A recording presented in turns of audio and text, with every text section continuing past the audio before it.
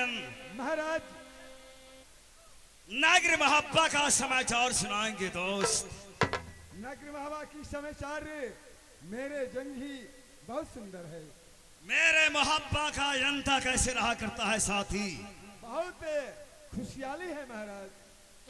कोई दिक्कत तो नहीं देवा? नहीं महाराज, राज महब्बा ऐसा देश है, ऐसा राज है, ना पैसे की कमी है, ना दौलत की कमी है, ना लोहा की कमी है, ना शाबाश। मैं उतना ही चाहता हूँ देवा, हाँ? उधर को जीते जी हमारी प्रजा को किसी तरह की दिक्कत होगी, दुनिया बालो छतरी मेरे नाम पे ताली बजाएगा, उधर को नाम पे ठोकेगा। दुनिया वालों का तुकार मैं सह नहीं सकता। ये महाराज, दुनिया वाले को आप क्या नाम ले रहे हैं? ये भारतवर्ष में 51 किला में कोई ऐसा छतरी, कोई ऐसा सुबह औली दिखाना, आंख दिखाना महान। शाबाश देवा, तुम भली भांति जानते हो प्रधान, जैसे 32 दांत का बीच एक जीव है, क्यों नहीं?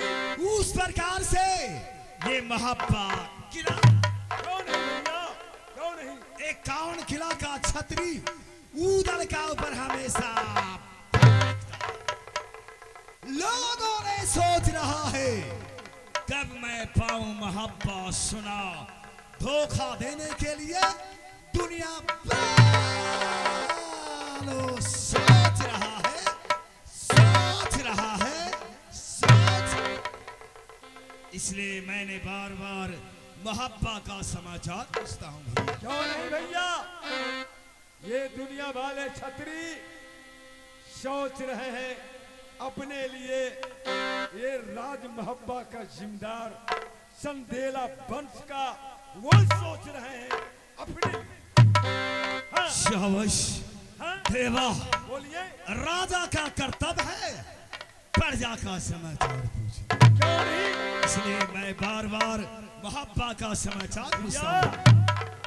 आपने कहा, सही कहा, राजा होके अपना कर्म नहीं जानता है, जोगी होके जोग नहीं जानता है, पंडित होकर वो वेद नहीं जानता है।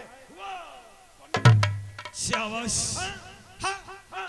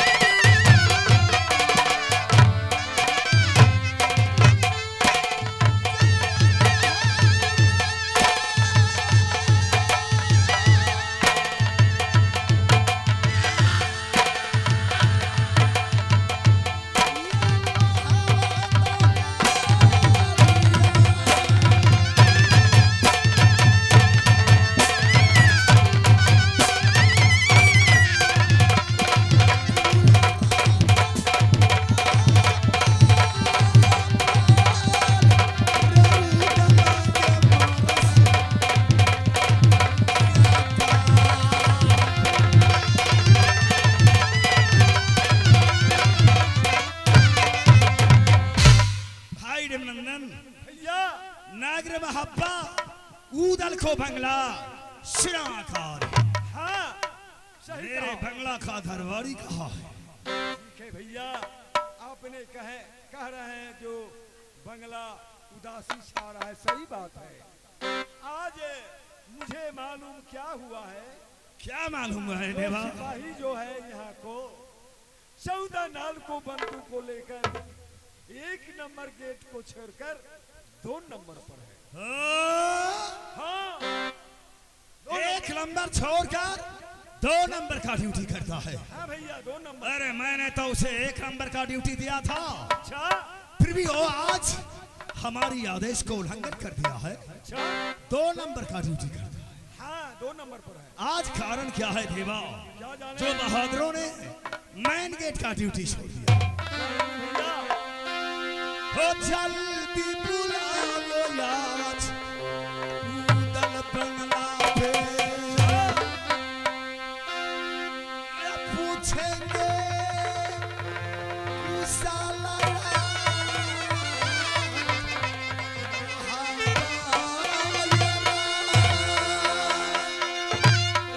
जल्दी बुलाओ तुम तो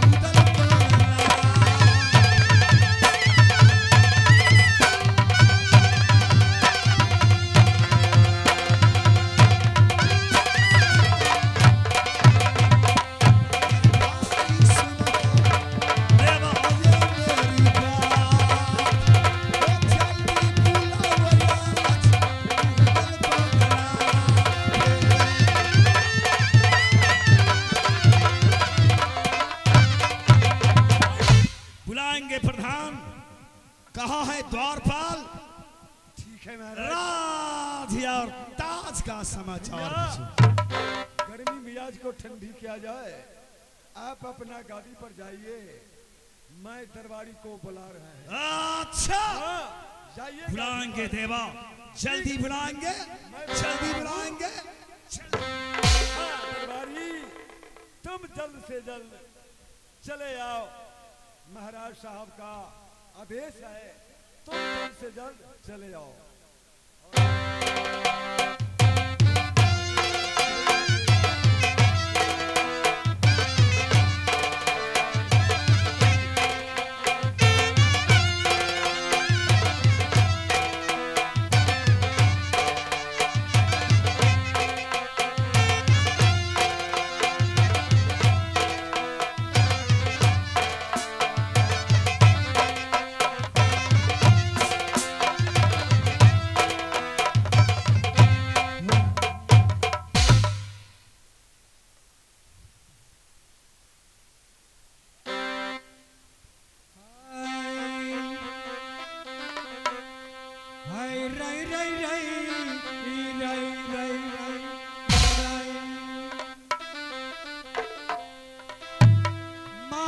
वही मर जाए,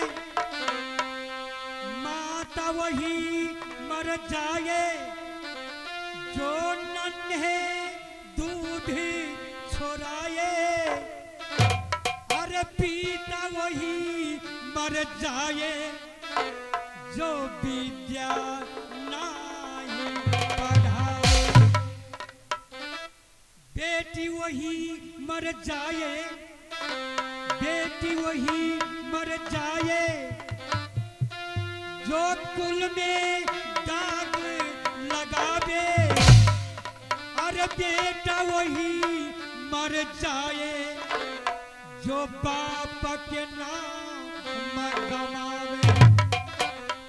बरद वही मर जाए, बरद वही मर जाए, जो ज्योति के नाई हेंगावे। भैंसा वही मर जाए जो दो हाथ टांग उठावे। बोलत ना मुस्काई, बोलत ना मुस्काई, मरे मुँह टूअर नारी मर जाए ससुरारी। हाय रे रई रई रई रई, जब खिलना कली से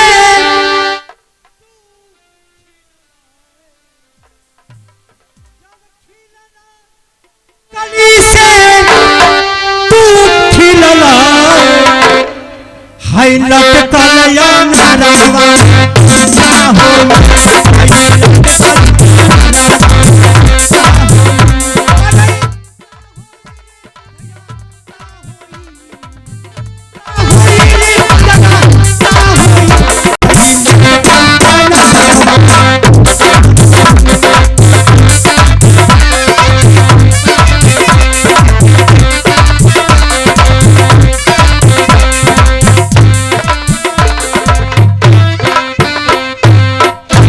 सुनिए सज्जन गुरुजन श्रीमान, ये दुनिया सारी मतलब की।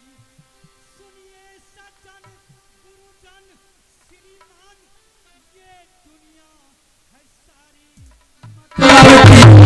जब चटकल कजलवा तू पोछला,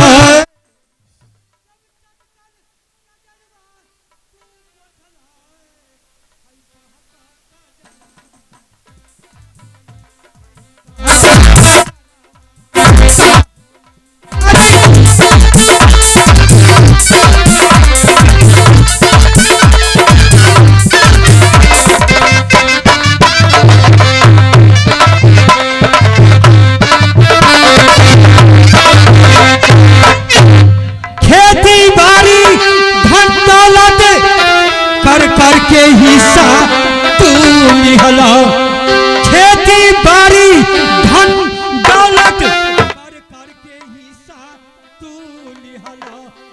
जब भरला बखरिया तू निहला, जब भरला बखरिया तू निहला। कर्जा के बखरिया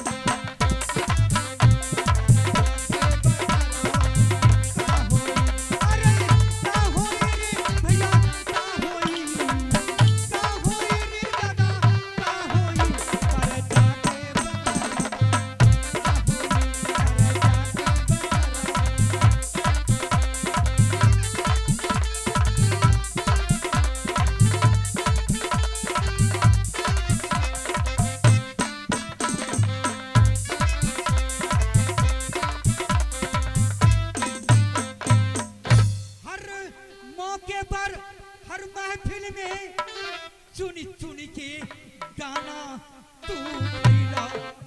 हर मौके पर हर महफिल में चुनी चुनी के गाना तू खैला। जब कटहर के कोआ तू खैला, जब कटहर के कोआ तू खैला। है मोटका